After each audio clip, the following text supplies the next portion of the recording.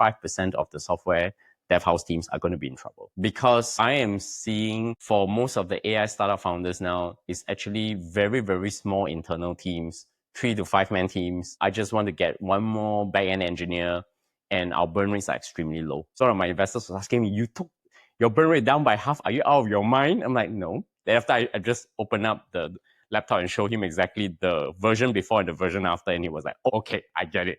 Welcome to Brave. Learn from Southeast Asia's best tech leaders. Build the future, learn from our past, and stay human in between. No BS on success.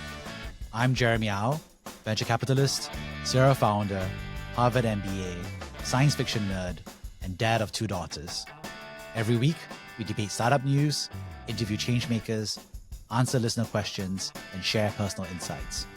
Join our movement of over 40,000 members and get transcripts, resources, and community at www.bravesea.com. Stay well and stay brave. Hey, Bernard, good to have you on the show. Thank you for having me on the show, Jeremy. Yeah, so I thought this would be a fun conversation because obviously you run the Analyse Asia. Yes. It's a huge podcast across Asia. So both podcast co-hosts, but also we're both people with both founder as well as kind of like executive experience. Mm-hmm. And right now you're also building an AI company. Dorje AI. Things have really changed over the past year. Mm-hmm. Full disclosure, we've angel invested in you at a pre-seed stage. Definitely. And then now you actually executed so many of those milestones since then. So I thought it would be a nice way to also catch up on what you're seeing and experiencing as well. Yeah, I've sent 2 investor letter updates. But we can talk a lot about what we have done so far. And maybe we can discuss a bit of how the current AI industry is moving. And specifically maybe looking at some things like business models and go-to-market and even development as well. And so what's interesting is that, our last podcast was about a year and a bit ago, and now it's today. So things have changed. So what would you say is the difference between then and now from your perspective at a high level? So there is a very good quote by Sam Altman. So if you want to be an AI startup today, you need to have 2 mindsets. So you need to project in 12 months time. If any of the foundation AI models, we have your ChatGPT, you have your Cloud, you have DeepSeek, now X.AI Grok, or even Gemini. In 12 months time, are you going to be happy with the improvements in the foundation model? If that is improving and your startup is going to thrive because of that, then you're in business. But if in 12 months, any of the features that you have done has been replicated, or what people call ChatGPT wrappers, or you're wrapping around the foundation model and they start cloning your features, then you're in trouble. So if I were to look at the foundation models in the past 12 months, one big thing that's really happened, I think, is in the coding side or the coding development. I suspect that 95% of development houses in our market have no idea that they're too slow for what is to come in probably the next 12 to 36 months. And I think that's interesting because obviously there's a huge number of, software development houses. I'll say, those that are a little bit more like premium, streamlined, tight, as well as those that are more like, I say, remote, outsourced, maybe it's some sort of like diaspora group across, Eastern Europe or Philippines, for example, or Vietnam. So are you saying do you think this whole industry has to change or evolve? They have to change because the traditional software development model currently is you have a agile project management system where you actually have to ship the code, and then there is what is called a QA process, a quality assessment, and then you push it in through something called a DevOps process. What has really broke open this is that if you look at vibe coding, or what people now talk about vibe coding product, the part where you take from the business requirements to just to show a prototype and or pilot product the gap has shrunk a lot. So today, a business product manager cannot give me any more excuse that they cannot code this. Very interesting. I was talking to one founder where I just demonstrated Vercel and Cursor to the head of engineering and to the product manager. And a few weeks later, the founder came back to me and said, hey, you know what? My product manager said, you don't need a front-end developer. I can do it now. The shrinkage has actually shifted in for the dev house. I think they are trying to be too slow, or they basically try to pitch to any startup, say, this particular feature usually takes this amount of requirement, and this is the time I need it. And then they realize the startup founders getting very impatient with them. The second part, I think, is more subtle. I think a lot of people don't realize is that it's the backend piece. So this is where you code this really beautiful product, except where do you put your data? So if you're vibe coding, because they want to give you instant gratification, they put it into a big spreadsheet. And suddenly you realize that you have this CSV file within your whole system that has like 10 gigabyte. I'm joking here, but usually they are for something like Vercel, you probably could do only up to 50 megabyte. So it's like, why do you have a 50 megabyte CSV file? It's because there was no backend. So you are not putting into maybe a good database like a DynamoDB, etc. So there is a backend mismatch.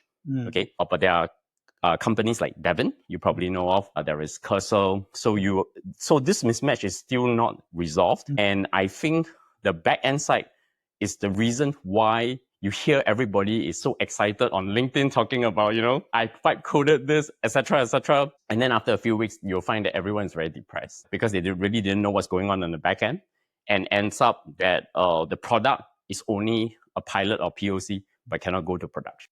And I think what's interesting is that obviously this AI push is generating a lot of code for the front end and so forth. That's right. So I guess is the implication, for example, like humans can stay doing back end, or is the implication like AI will also come for back end and there'll be companies that also increase productivity for back end? How do you see that play out? So the way how I think where all these AI coding apps are now going is there are two extremes. So the first extreme is the 0 to 70%. So this is like your non-engineering background founder or person with no coding background. They get up to the product up to what is called a 70% mark. But the 70% mark is not ready for production. So they will go around LinkedIn telling everybody, oh, how great my product is, blah, blah, blah, blah. Then there is the remaining, the 70 to the 100%. That I think you still need professional software engineers. You need really hardcore DevOps engineers, hardcore backend engineers. And then the other extreme is where you have an engineer that's already a 10x engineer that's now putting all this AI into his actual day-to-day productivity. And he become a 100x or 1000x engineer. So this part you don't see a lot, but there are some engineers on that. So I have actually been coding in my life, okay? So I started coding since 9. I used to get paid $100 for coding COBOL programs. That was like 30, 40 years ago. And I changed my programming paradigm from just traditional coding with simple databases to object-oriented programming when I did my undergrad, but I still code for fun. Then till now, where we talk about things like containers and all these different DevOps stuff, right? I have to relearn every time. And when I first opened up Cursor and I tried to do vibe coding myself, I also realized that it took me, so for me it's this, I will actually extremely go and learn something all the way, like 2-3 days, and then test everything that I can. And then maybe I'll hit a lot of road bumps. And then after that, I was like, okay, I need to do this step by step. I suddenly realized that vibe coding has basically upended all the other automations I've done in the last many cycles. Yeah, I was like, oops, what just happened? Then I started to realize, okay, there is something here. You have to rethink how you want to do software development. Yeah. So maybe I'll tell you a story from Dorje AI. Yeah. In order to build one of our MVPs, we contracted a dev house. So we have a set of specs. We want to get the requirements done very, very quickly. What happened was they took 5 months and they couldn't get one feature that was ready done for my customer for a meeting. So what I did was I was actually in Malaysia where I'm trying to get them to finish that third feature. And they say, we have 1 more week left. Can we do that? And they said, no, we can't do it. So on my way back from Malaysia, obviously on the plane in Air Asia, there's no internet. So I was already experimented a lot of vibe coding. I have some sense I actually could code up very simple prototypes on my own. What I did was I took that feature and I already have a vibe coded version of the same user interface. And then I just, in my mind, write out all the prompts in order to code up that feature. So there were about 50 prompts in my text edit file. I was typing on the plane. I landed. I went back home. I'm supposed to go back. Then my wife, as you know, said, okay, you're going to go and fetch the kid. You have only 20 minutes more. So within that 20 minutes, I actually use Cursor, turn on everything, and it worked. Okay, maybe with a few things, okay? And then at that instance, I just have to basically went to WhatsApp, talk to the dev house and say, sorry, we have to terminate. Wow. So you're telling me that on a flight, you figure out the 50 prompts and then you finish the whole product, 20 minutes. Yep. And then you managed to pick up your kids. Yes, I went to pick up the kids. So this was really, this was like, it was like when I saw that was when I saw everything work. Yeah. However, I'm not going to go to LinkedIn and go and brag about it. But there are some issues that actually comes with coding it this way. So the first thing what we did was when we terminated, we need a transition from the dev house. So for all those out there, this is not a magic moment. There are a lot of hard things that actually go through. I was also just hired a product manager on my team. And what we did was we didn't use whatever I vibe code to actually build out this thing. What we first need to set up the rules was a rule of governance, or in the DevOps side. And turns out that my product manager was actually a DevOps engineer by training. Well, the first week when I onboarded him, I taught him Cursor, and he said whatever he was used to be working for 5 months on a DevOps project has now been shrunk down to 2 days in DevOps work. So what we did was we designed a DevOps process, and my co-founder and I, we split. He does the backend, I done the front end. So what we did is we vibe coded, and what his task was as both the product manager and also the DevOps was to make sure that he has to be strict with us, not to use libraries that are not previously known. So so one of the things that I think people don't realize is in vibe coding, a lot of the tools, whether it's Vercel, Cursor, they're using they're pulling libraries from all over the place. In fact, there's a way to hack you now. Basically, some hackers found the hallucinated name libraries in ChatGPT and create malicious code in these libraries and push it into the Python repository. And then as you pull these files with the hallucinated names, it actually triggers an entire takeover of your app. So what we have to do, and this is where the subtlety comes in, right? The backend side, you need to actually put all the rules in place. The problem also, which I also discovered talking to a lot of software development people that I know across, even with some of the unicorns, is that what they discover is that when they do that, the DevOps engineer actually push them back a lot. And I think what is happening is that there is a softening that needs to happen. So I told the PM and said, okay, here's what you need to do. When we use all the libraries that we use, if it works, we pass. And anything that seems to work well and allow us to be more agile, we create it and turn it into a cursor rule. Anything that is hallucination, something that is not gelling very well, maybe you require some very odd libraries, that those are the rules that we have to set in order not to allow those to be pushed through. After all, I mean, Dorje AI, we're doing a financial automation system, a ERP system. So trust is extremely important. And hence the amount of error that I can get is actually must be very little. So we spent probably 2 weeks to make sure that the entire backbone is properly set up. And then we slowly to allow that. And I can tell you the 5 months of work they've done, this is already, I think, month 1.5. We have already replicated 80% of what they have. Just I coded, they coded, all of us code things. And we even tested more of the more modern development tools, Windsurf, Cursor. I think there is also, now we are actually trying to do Devin, but to be telling everybody here, please do not use Devin to generate code, but use it to write your tests, the QA tests, the audits, to check whether the app is working. It seems to be better at that. It seems that is the best use case for the time for what people are actually doing. And I think what's interesting is twofold, right? One is what it means for the company, and obviously what it means for dev houses, right? Yeah. Maybe to tie off the dev houses piece, what do you think is the evolution, or how should dev houses, should they just give up? Do you think they need to become more senior and fire the junior people? What is your advice to dev houses? If you fire the junior people, then there won't be enough senior people in the future. So the way you need to train junior developers is slightly different. And you need to, for the first time, really rethink how you actually do software development. There's a course I actually did in 7 days. It's, I think, generative AI for software development. It was done by Andrew Ng's team from Deep Learning. And one of the things that really gave me the big paradigm change was actually the way even you want to do the DevOps. How do you smooth out that process? And I find that 95% of the dev houses here, because I'm probably one of those few business founders that's technical. So when I actually look through the dev houses 5 months work on their JIRA and their processes, I find that they were very slow. And a lot of it seems to be locked in the QA process, where they claim they were using ChatGPT. I don't think so. If you have been using ChatGPT, Windsurf, the speed of actually even showing me the dashboards should be much, much faster. In fact, we replicated the front end in less than a week. And actually, most of the work that we are now trying to do is to make sure that all the functions are working. To also tell everyone, I'm not a SaaS company. My solution is actually we orchestrate on customers' cloud.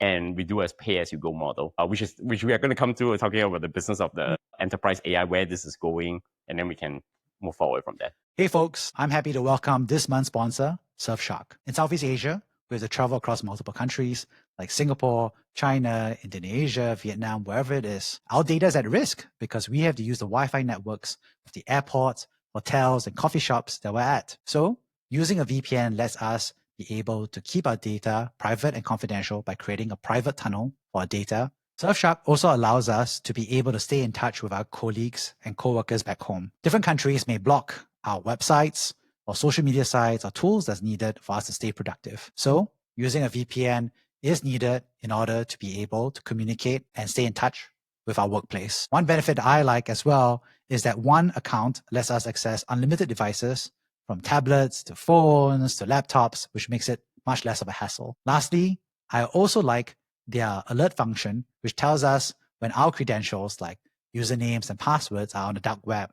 That lets us know that we have to change our password to avoid a data breach. If you're interested in this, you'll be pleased to know that they offer a 30-day money-back, risk-free guarantee.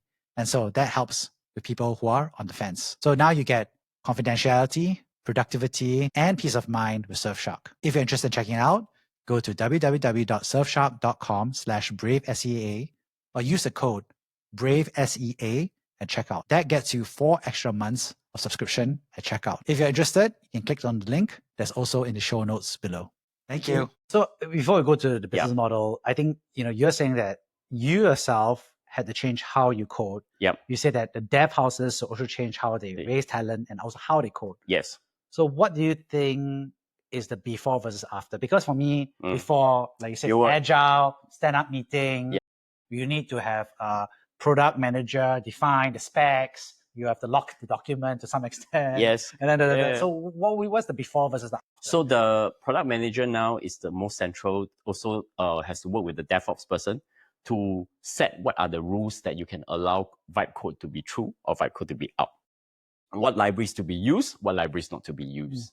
If you have to code something that works but requires you to run around the lines, is there a faster way to do this? How do you audit or check whether there's any malicious code? I think these are the processes where there is a softening. It's still humans that are there, not the AI software engineers that's going to take your job. In fact, surprisingly, the AI cannot take away that job, okay? Now, what I'm going to say is that if I want to take this to a logical extreme, I think 95% of the software dev house teams are going to be in trouble. Because I am seeing for most of the AI startup founders now, it's actually very, very small internal teams, 3 to 5 man teams. I just want to get one more backend engineer, and our burn rates are extremely low. Just to be quite clear about it, the burn rate for the dev house was about twice as much. Now I have shrink down, and we are sending the letters. One of my investors was asking me, "You took your burn rate down by half. Are you out of your mind?" I'm like, "No." Then after I just opened up the laptop and showed him exactly the version before and the version after, and he was like, "Oh, okay, I get it." I say, I would like to have another 15 more months of run rate. So I don't want to, until I get my first customer, I'm not going to waste a single resource. And I think dev houses always work with the mentality, hey, we can drag on the project. But that's their business model, right? We code you by the hour, but sorry, your coding by the hour is gone already because the front end design end is more or less slaughtered by Vercel and Figma. Because now I can run a very simple, let's say if I can get someone to draw out the sort of basic thing, and then I just put a model context protocol on top of the Figma, I could just tell the cloud to say, okay, based on this process, can you help me to code this? I would like it to be in this structure. And essentially, you can get that app done very nicely. And I think this is where the dev houses do not really understand. And so how do individual coders like yourself also change? Because you said that you had to throw away some of your old automations and your old... So you have to throw away that whole thing about everything must be audit line by line. You have to be a bit more holistic about how you code. You cannot say things like, usually we need to separate out the libraries, etc. Yes, those structures are there. You can prompt to say, I want all these structures, but you cannot say that this will take how long on there. And there is this argument from software engineer, and I appreciate that because I'm also technically trained, is that you want things to be much more robust, resilient, high availability, all these buzzwords about foundation being robust. I think the problem is going to be that a lot of these engineers need to rethink what robust means. How fast to go to deploy to production. That's because they are not thinking in the AI timing. They are thinking in the traditional software engineering timing. I do not know. I spoke to a very, very good technologist, and he's also doing exactly the same thing as I do. And he's a 10x programmer probably 100x better than I do. And even he was saying that the way how you do the agile piece has to change because a lot of the front end is going to move very, very fast. To be quite honest, the dev house used to have this problem of trying to do instant gratification. Answer to the question is they can actually already give us the instant gratification. So I don't really understand how much quality control you really need on the front end. The back end is actually where quality control matters, where your data really moves, whether it's secure, whether, is the plug from here to here is working. I think those still stays. I think what they don't realize is that the whole development cycle is now screwed up, that not everything is equal in parts. And I think that is where the mindset change really have to come about. I always recall, Jeff Bezos, who I used to work for Amazon, right? They say, your margin is my opportunity. And I almost wanted to maybe I should build a dev house to destroy 95% of these businesses. Yeah, sorry, but it's just when I just started to realize this, then I was asking some startup founders hey, maybe we should all band together and set up some dev house on that can do it that way. I was because it's kind of, it's also telling me that there is a new generation of dev houses that's going to come. Yeah, interesting. Yeah, for any of your audience, please take up this idea and build it. And I think we would be very happy to be angel investors, I'm sure. Yeah, I would be happy to be used. Because we don't need to fire you, we just hire you. Yeah, we just hire you and contract. We have the business model. I'm trying to convince one ex-founder to do it at the moment. Yeah. And they say, I'll really write the check if you do it. I think what's interesting is that, so, the code piece is an interesting piece, whereas the celebration, it feels like the benefits are going to senior coders rather than junior coders. Yeah. Is that how you feel? Because I also feel that for some of the AI software that we're Yes. Exactly the same. It's also the same with legal as well. So Harvey is taking away the jobs of the junior lawyers. Well, my wife was an ex-lawyer and she left the legal field. And one of the things she was really worried about was AI. And after she saw what ChatGPT can do, she was telling me the way to train junior lawyers is gone. It's the same thing with the dev houses. They are being paid by the hour for their work. Now the hour of that work is being shrunk down to 5 minutes. And the clients are not willing to pay them for reading through the entire Word document, maybe a 20-page Word document, and sieve out the lines, right? Because the AI could do that. So the essential part of that thing is, how do you retrain all these young professionals in this new paradigm? This will also include doctors, professional service like consultants. You see the developer, the lawyer, the doctor, and the consultant, these are all being disrupted because the way how they would be, the business model that they use to build their clients have now been disrupted by a technical AI agent that can do exactly the same but maybe from 60 minutes down to 5 minutes. That, 60 divided by 5, that's 12 times, right? That 12 times productivity. Then if you are a business owner like both of us, and then it's hey, how should we pay for this junior lawyer who's reading our contract? Should we be paying the $60 or should we be paying the $5? Right. And I think that's exactly fair, right? Because also I was reading this research paper by MIT about AI software with accountants. And then it was more looking at junior versus senior. Correct. And the issue was that the senior accountants, when they saw that the accounting was wrong by the AI agent, they were able to challenge the agent and improve the output. Or if the AI agent was unconfident because it's unclear, then they were able to step in and do the work. Whereas junior people, they were unwilling to challenge the AI, as well as they were unable to fit in for the AI when they failed, right? So this is not adding much incremental value. But then you also may become that we need fewer lawyers and we only train the best of the best to be lawyers. I mean, at one point, if we think about some other professions, right? I think what's happened is that we lived through the last 150 years, maybe there is in the industrial revolution, everything is factory based. Now we are moving back to I would say maybe Middle Ages, where a specific job is actually a specialized, customized cottage industry world that can be customized by AI. Yeah. And I don't know whether our industrial factory setting can actually accommodate this new paradigm.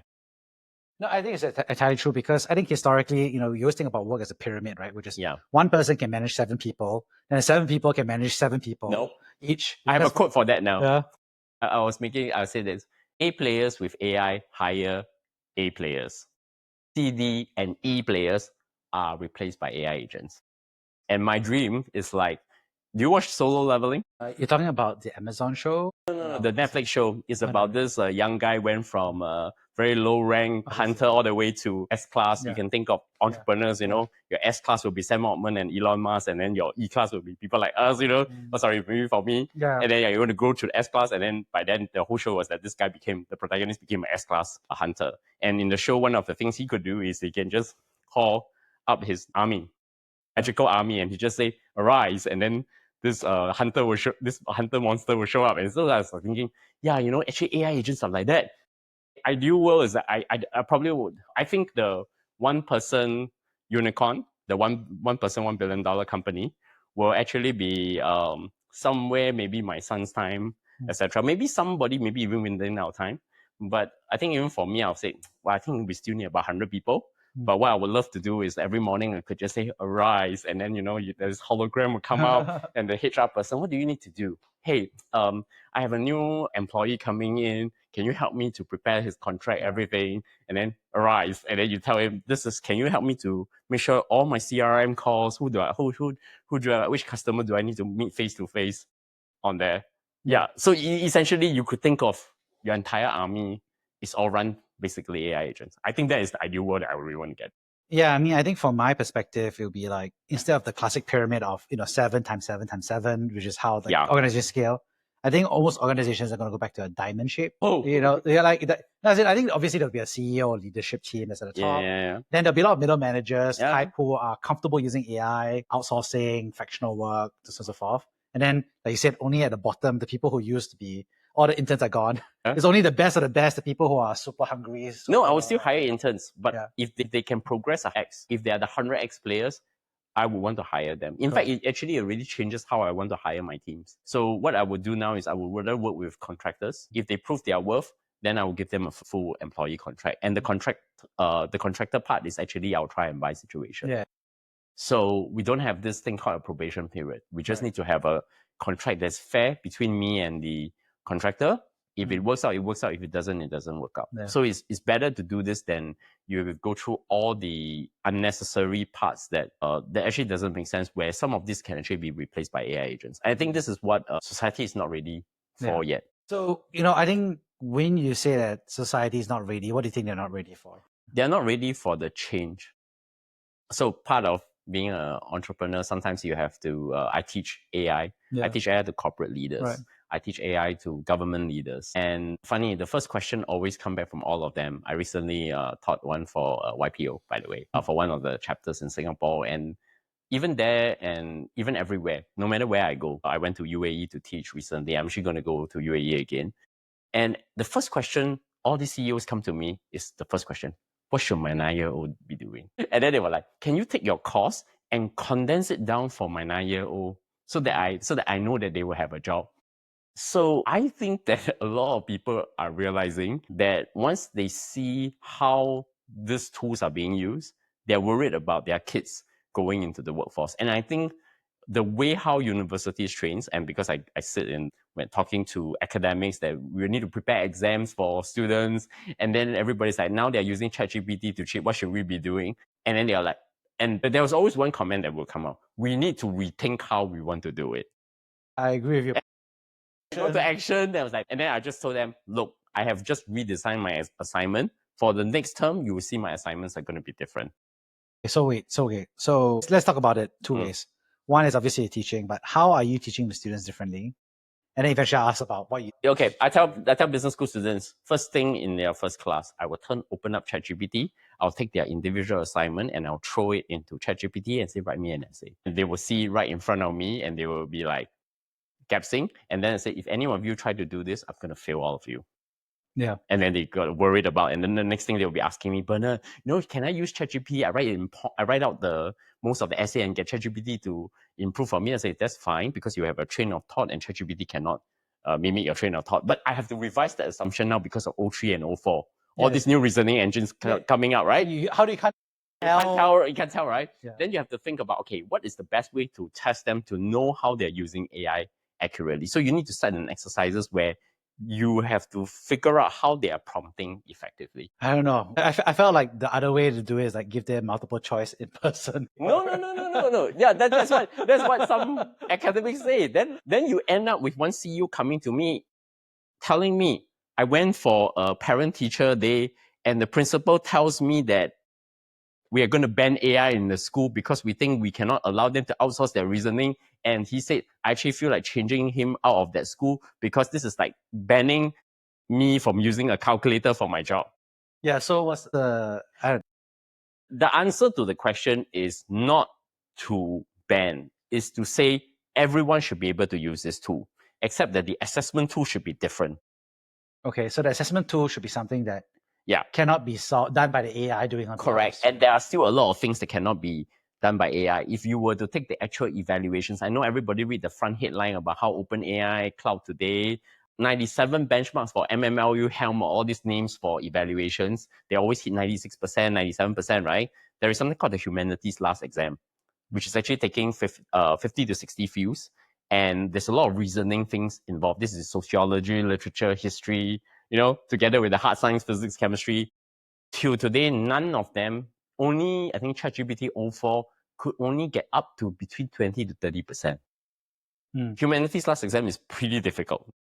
What is the humanities last exam? It's about reasoning. It's about how you think. It's the ability to create new knowledge. Right.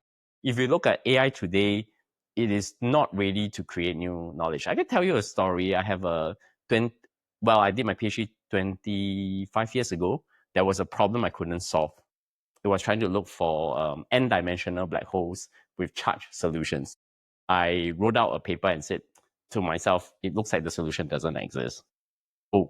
Because X.AI got Grok 3 and Cloud 3.7, they're all written by physicists anyway. So I said, as theoretical physicist, maybe I should try. So I done a deep research and say, so I prompted first and asked them, tell me what happened in this area for the last 20 years. So they gave me the whole context of it. So I went back to one of my old calculations in a PDF form. I throw back in. I said, okay, here's what I did. Here is the program. This is the way I looked at this solution. I wanted to generalize this using a special technique in 4 dimensions. Can you tell me where I went wrong? And surprisingly, only Cloud 3.7, 4, and Grok 3.0 came out and said, it's a very interesting idea. No one has done that before. Just by looking at your paper, you forgot to put these 3 symmetries in your calculation. And then I was like, oops. I was like, okay. So obviously in 25 years ago, I used a software called Mathematical to do equation algebra solving. And I was like, yeah, let's check how much Mathematical used to be costing $2,000. Should I just go and buy the Mathematical software today? So I went, now it's down to 99. So they also went SaaS too. Yeah. So I was like, okay, I can pay 99 for it. Then I asked each of the foundation and just said, okay, if I were to include these symmetries and here's the equations, can you do it step by step to show me how this actually does?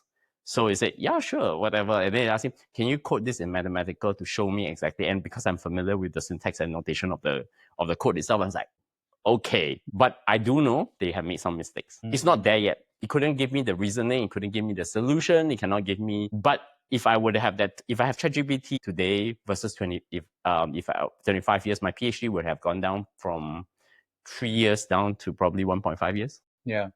I think for me, the tricky part, and I'll just say this, is that because I also do some teaching as well, is that historically, before ChatGPT, I remember teaching before that, actually it was quite easy to see there's a bell curve, pretty much, right? Because people who put a lot of effort do well. Yeah. People who don't put any effort pretty much fail. I think it's the same. It is the same, except it's being supercharged. I don't think there's a bell curve because for me, I feel like the bottom half, at least for me, has all moved all the way to hit a certain level. And then people who are doing somewhat decently okay, they also use ChatGPT. So now it looks like a what's it called? It's a bit like a Pareto distribution. Yeah. Where it's basically like everybody is now above average because everybody's using ChatGPT and they all get the same input. But it's a bit more U-shaped because the ones from the bottom is lifted up a bit more to the average. Correct, so there's a fatter tail. So it's a bit of a U-shape. Yeah, so it's a bit of a U. Yeah, so exactly right. So nobody fails anymore, effectively. I'm just saying, depending on how you, but I'm just saying on how I grade. Everybody's above average, and the weakest people got to ChatGPT, the average people got to above average, and the above average people cannot compete with the AI anyway. So they're also above average. They so got stuck there. So everybody's all the thing. But your 100x on the other side going to 1000x. Correct. So the excellent people, so again, then the really good people, they still exist and they got a bit of a boost. And those who are super good, they came, as in they got pushed to the right? So they became even more, their performance became much better and a little bit of a fatter tail because it's, I had a business mentor who told me, because I was telling him how I was using the tools for my daily life, and then he was explaining, he said that you have to be a bit more careful because the way you're thinking about every problem now has shrunk from hours to minutes. Everyone around you has to also think like you from hours to minutes. Otherwise, you're going to have a big problem communicating to your team. And then I reflected upon that and I said, okay, yeah, I think I have to be a bit careful when I demand that kind of speed from, let's say, the DevOps situation, right? Yeah. I demanded the kind of speed that goes from weeks to days because I could see how I can do it from weeks to days. And I find that this is where the big disjoint piece of development is happening. And I don't think people realized it. It probably will be very gradual, and then suddenly everything just tank at once. I kind of feeling is moving that way. And so I think that's the interesting part is like, I think for us who are, kind of like self-driven, comfortable with AI, then obviously we drop everything that we're not good at. We become fat tail on one side because we're like very good at X or A or B or C, right? And then obviously we're not being asked to be perfect at all dimensions. No, we don't. Cooking, I'm not using it for my exercise. But we're becoming fat tail on one side. I don't know. It's just interesting because everybody's become like, I don't know, everyone's becoming like a mini superhero. No, it's like the solo leveling thing, right? So for me, everything is just a rise. You want to be really. Everyone's a superhero. One person. Everybody wants an agent. Yeah. Okay. Come on. I just need. I need to get this SOW done. Here are all the transcripts of the conversation from the customer. Can you help me to formulate out? Talk about this feature, but I don't want him to write the entire report. I want the AI to tell me. Let's go piece by piece, and I want to see. Then after that, I ask the reasoning engine. Can you look at this whole what the customer want is? Is it correct? Or are we able to help the customer to improve better with their current financial process, right? If you do that, then that's a good use of ChatGPT. The bad use of ChatGPT is what Amazonians used to call it, or even ex-Amazonian like me, they're boiling the ocean. This is where this probably, 10-year plus engineer tell you, oh, I've used Cursor, it really junk. Then I ask him, how do you use it? Oh, I just throw the code in and ask you to do a code review. I'm like, come on, guys, this is not how it works. First, you put the code, you ask them, look at the repository. Okay, first, analyze the repository. Tell me how the structure of this code is being written. Next, can you help me to look for what kind of libraries may have security vulnerabilities? You have to be very, very step by step. I sent that to the dev house. They were not listening to me. And I was like, guys, I have actually even give you the prompts. What are you talking about? Makes sense. Yeah, and they're boiling the ocean because they don't think that it can replace it.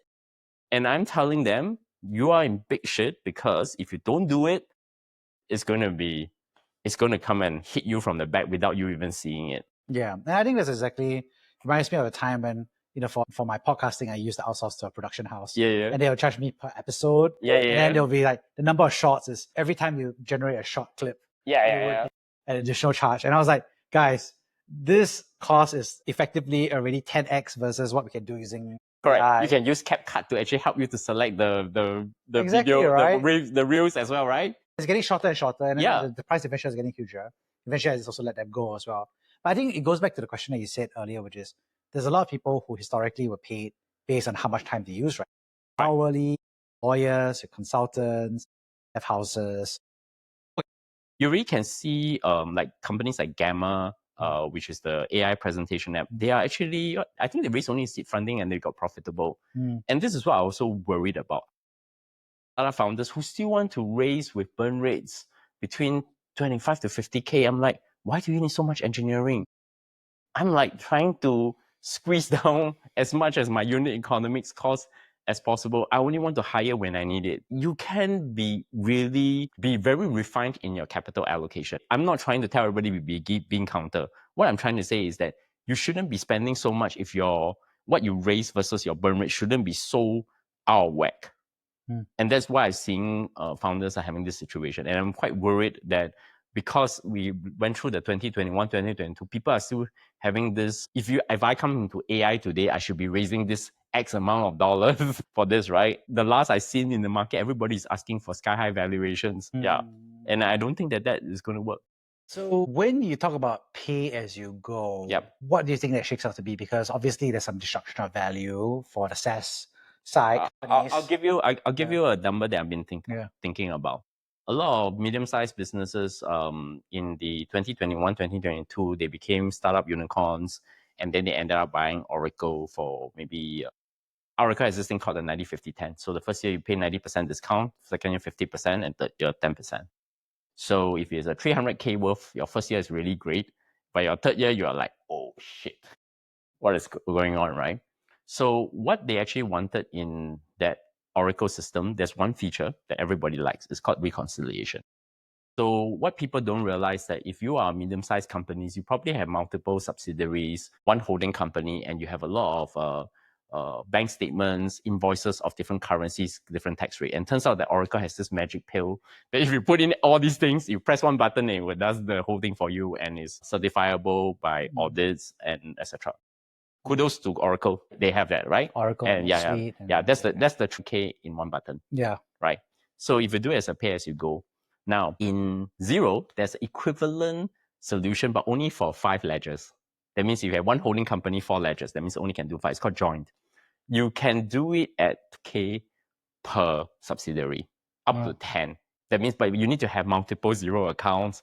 It's extremely painful. Join was done by some ex-Xero engineers and say, hey, we know how to, the premium APIs, we know how to make it such a way that we can still artificially make it work. Now, if I were to think of it, maybe I should take the 3K, price it down by half, and divide it like the way how Join splits it by ledger. Per ledger is about $500, and then implement a new version of the ledger, which I'm not going to talk about here. There's some innovations in the ledger space. It's also through my own personal pride as a, well, I always work on AI, but I have this undue interest in crypto. So I know a lot about ledger technologies as a result of that, and say, hey, can I use a ledger that can be on real time at half the price of what Oracle is charging? That is the holy grail that I'm going after. But okay, it's easy to state, but it's a difficult problem to solve. Yeah. I think people will run into a few problems. First, how do you ensure multiple data sources can be doing this as fast as possible? And by the way, most of those internet companies, they have problems using the Oracle ledger. It can't support the kind of 1 million transactions per day. Specifically, if you are a payments company, coupons company. I heard of some of our startup unicorns building their own reconciliation unit outside. What they did is they aggregate all the transactions into a Databricks, then they push it into the Oracle ledger as one unit item. But then they're like, we lost all the information. We don't know exactly how many transactions come from where. The answer to that problem, which is what I'm thinking of solving, is you do not need the Oracle ledger and the Databricks layer. You need to put that into one layer. I agree. Yeah. And that you will solve that. That is the 300K. And I'm trying to do a pay as you go to say, okay, I take the 300K and break it down. Of course, the value of money, I can 4% inflation, maybe next year will be 4% of that. Roughly, that's the business model I'm trying to slice out this amount that you're charging, and I want to see whether I can break it down by half. Because as Amazonian, your margin is my opportunity. If I can figure out the correct unit economics of this, that will include your compute costs, that will include the way how you string the data together, how you execute the data. If you run on serverless, it's half the price. If you can work all these little pieces down to that and make this transaction done for the accountants, they don't care about what is inside. What they care about, Bernard, can you solve this problem? Currently, I'm paying 300K for this problem. If you can take this problem down by 150K, you go and take my money. That's for sure. That's the question I'm trying to solve. Yeah. And I think one thing they've hinted at as well is that it's not only a function of pricing model change, but also go-to-market has to change as well for everybody who is an AI first / AI-powered SaaS company, whatever you want to call it. What they call it. Well, I don't know what this feels called now. Every SaaS company now is AI. Every AI company is SaaS, whatever you call it. But what do you think has to change for the go-to-market motion? I think I know there's a lot of AI startup founders. It's like, I'll go direct to the market. I sell directly to the enterprise. The hard truth is that if you want to scale, it's harder. So in the way I think about go-to-market, so in Amazon, when people say you work in business development, you're actually a growth hacker. So if I'm a business development head for AI/ML or the head of AI/ML, which was my previous role, my job is to figure out how do I take a business from 6-digit goes to 8-digit in an exponential curve. And the way we think about it is, okay, you should break your customers into 3 cohorts: the whales or the lighthouse accounts, the middle stream accounts, and then the small, medium businesses that will self-serve. And in that cohort analysis, what you need to do is to think about scaling functions. So where most AI businesses, the scaling functions would be, I use it, everybody likes the product, pay as you go, word of mouth. But ask this question, how many companies can actually do a word of mouth? I mean, Cursor is number 1, right? But Windsurf is a distant number 2, right? So if you get that velocity, you're great. You're on a great track. You'll be VC funded. You'll hit the unicorn status at the shortest time. Then what do you do with the rest of that curve within that? So it turns out that if you look at scaling functions, one good scaling function that's really surprising and very underutilized is working with the cloud providers. Microsoft has the best, what we call ISVs, independent software vendors. What they do is they take the Microsoft software, but they package it for things like retail. They package like Dynamics, but they package it for as a POS. They package it as a CRM system or ERP system on that. So Dynamics itself is an ERP system. But the problem is that it is too mild building bricks, and the ISVs can live on top of it. So the question now is, can you be a product type ISVs that live together with the cloud? Turns out, to everyone's surprise, you know how Databricks, Snowflake became so big? They were partners to AWS. In the US, they were the AWS account manager selling their stuff with a spiff included. If Databricks, Snowflake are unicorns going through the AWS partner system, and by the way, they are very short of vendors. I'm helping my cloud vendor to find more partners, but the point of it is that there are very few partners in our market. I actually agree with you about that. Actually. Yeah. So you find the scaling function, but you need to find a scaling function like this. That's how you go faster. A lot of people say, you'll hear some founders who say, no, it's very dirty. I have to partner with them. I have to, I have to deploy on their cloud. I should be building my own server somewhere. I'm like, do what it takes to get the customer first. Because once you are on a hyperscaler, the hyperscaler will refer you to customers with certain problems. My problem now is not so much of trying to work out where the customers is. In fact, actually, we have already qualified some of the customers. What I'm really worried about is how many customizations I need to do, and how do I scale my product so that I could have a one-click turn on. That means the moment customer X say yes, I will launch in the cloud with all your security credentials, everything, and to ensure that I don't see any of the data on there. That is like the problem that keeps me up at night. Yeah, it's a one click. I think we got it to one click already. But how do I know if something has not gone wrong there? What are the things to audit?